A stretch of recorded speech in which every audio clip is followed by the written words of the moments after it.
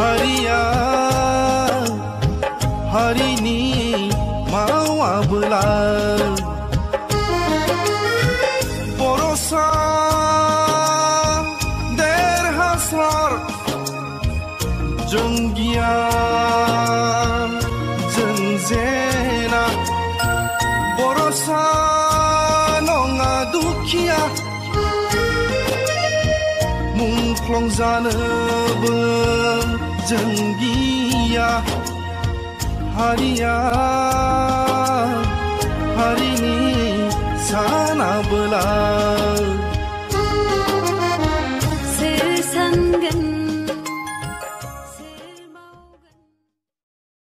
Bramha Yaksuri Bargo Apadgiri Raja Sopani Bargo MP BTC Janani Sase mastermind Bitangni design Jana BTC ni Janam Boroni Sase Buddhisibi Bebaidi Mansiko Janga Delhi out Chilona Hayuba Zatya Lab Jagan Mangaran Tangban Denation Bundal Gabang Boroni Didengiri Pra Bodoland Binanoi Zatchi Jani Batra Bunanoi Zuddo Nangobai Dauha Hobai Natai Zuddo ni Pai Dauha Chilini Prai Sanpa Sapa Sanpa Sapa Sanpa Sapa Be Zuddo ni Pai Erai Lang Zubai Karlang Zubai Rubiram Nazare Karlang Bobai Sat Seman Silo Boro Zatchi Audongsoi Boro Zatchi Danani Dauha Chilio Dabu Zuddo Nangas Nedo Bina Zabai Urkau Gara Bramha Be Urkau Gara Bramha Boro Zatchi on Saina Hayubla Zatchi Lab Dong Bini Kaini Nangtaman Ko Kaulaibai Nani Nangtaman Urkau Gara Bramha Urkau Gara Bramha Komodot Kalam Ria Senglo Nongla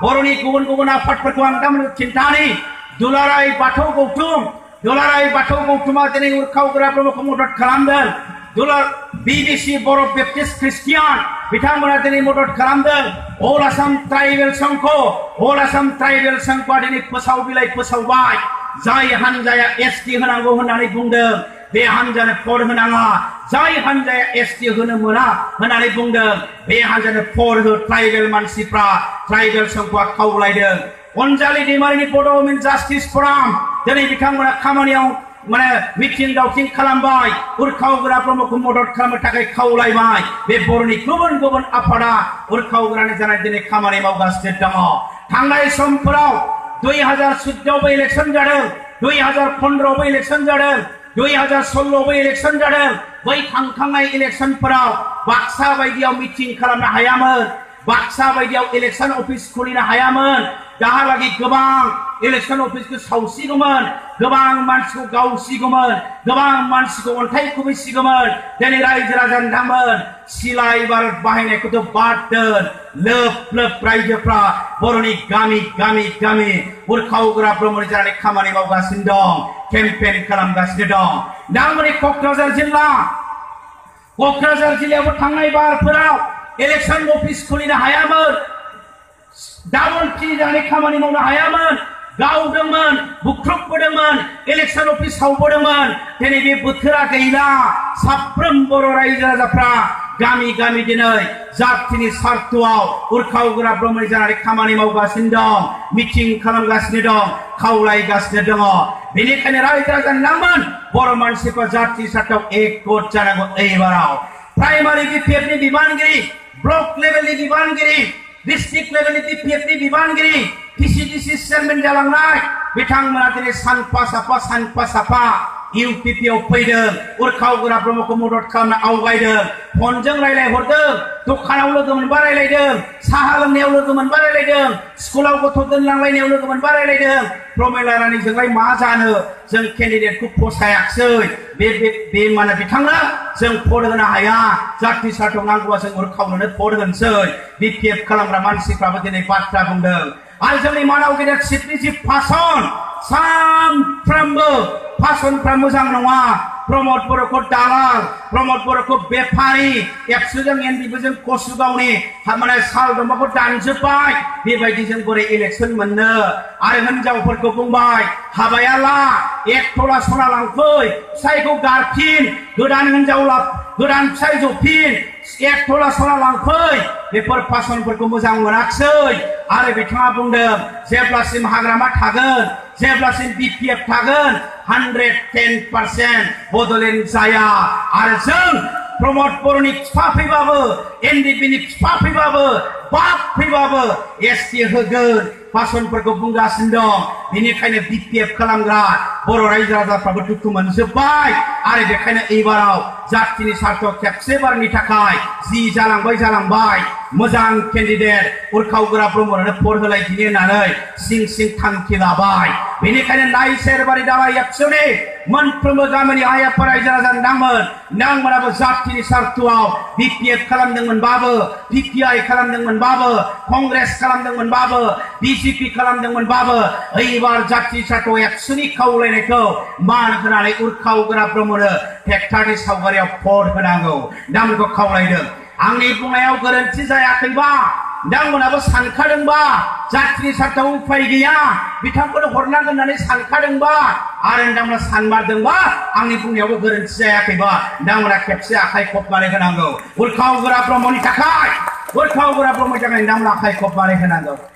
जोबोर साबायखर होबाय मानसिफ्रा गोबां थांबाय दिनै बैसागु बोथोरबाबो बैसागु रंजानायबाबो बोथोरानो खावलायदों जेब्ला जातिनि जेंना दं जेब्ला राजखान्थिनि बाथ्रा सावरायबाय आरो मिजिं खालामबाय नोंथांमोना फैगौ 23 तारिख एप्रिलाव गावबागाव भट सेन्टाराव थांनानै बेसेन गोसा भटखौ हेक्टारनि सावगारियाव उरखावनो होगोन नोंथांमोनखौ खावलायबाय भट होनो थांनायाव आइ कार्ड लानानै थां भटार आइडि नङाबा रेशन कार्ड नङाबा जब कार्ड नङाबा जायखिजाया मोनसे फटक थानाय आइ कार्ड नोंथांमोना लानानै थां रायजो राजा नोंथांमोन जौ खापसेजों भट होनाया जोबनांसिगौ 50 थाखाजों जौ लोंनो 50 थाखा मोननायजों भट होनाया जोबनांसिगौ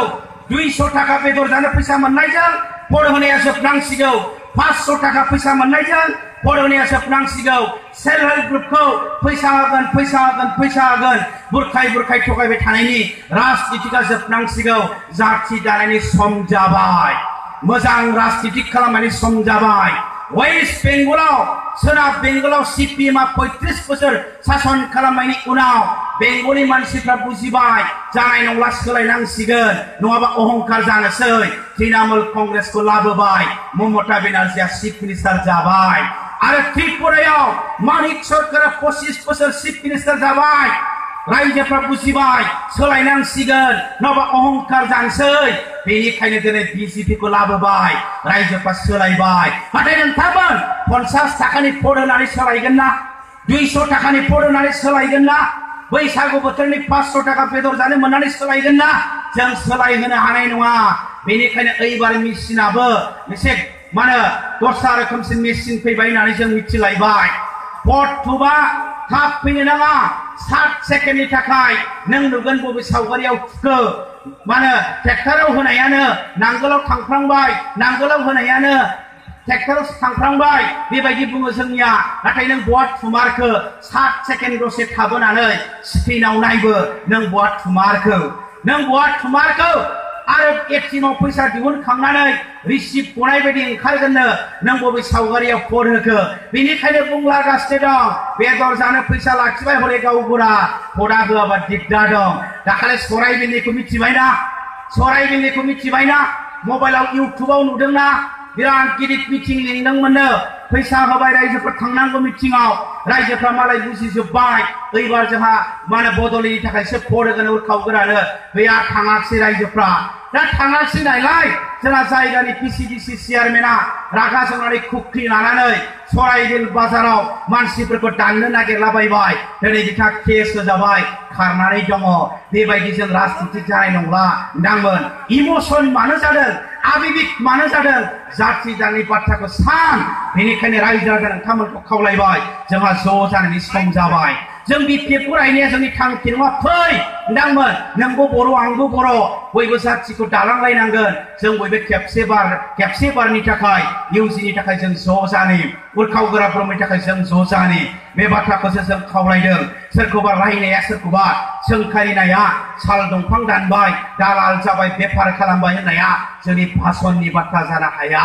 मोजां बाथ्रा बुंनानैसो रायजोफोरजों गनायजानांगोन रायजोफोरजों मोजां मोनजानांगोन बेनिखायनो नोंथांमोन बयबो खौसे जानांगोन हेक्टारनि थाखाय बयबो ज' जानांगोन बैसागुआवबो जानांगोन बैसागु जोबनायनि उनाव 23 तारिखआव भट होनो थांनांगोन बेखौनो खावलायबाय गोलाव बुंनो लुबैयाखै चिराङाव थांफिनगोन मोनाबिलियावबो गुबुन गुबुन हाबाफारि दङ बेनिखायनो नोंथांमोनजों थाफायालाबानो नोंथांमोननिफ्राय बिदाय लानो सानबाय जोबनायाव बर' माहारिखौ दानांगौनि थाखाय एबार खेबसे बारनि थाखाय बयबो उरखाव गोरा ब्रह्मनो ट्रेक्टरनि सावगारियाव नोंथांमोना जाहाथे भट होयो नोंथांमोनखौ खेबसे लास आखाइ खबनो थाखाय नोंथांमोनखौ खावलायदों जोबोद जोबोद साबायखर बैसागु बोथोरनि देरसिनफोरनो खुलुमनाय हरबावबाय बैसागु बोथोरनि लोगोफोरनो गाहाम हामलायनाय हरबावबाय बैसागु बोथोरनि फंबायमोननो बिनानावमोननो अननाय मोजां मोननाय हरनानै खेबसेनो बयखौबो खुलुमनानै आंनि बुंनायखौ फोजोबबाय नोंथांमोननिफ्राय बिदाय लाबाय गोजोन्थों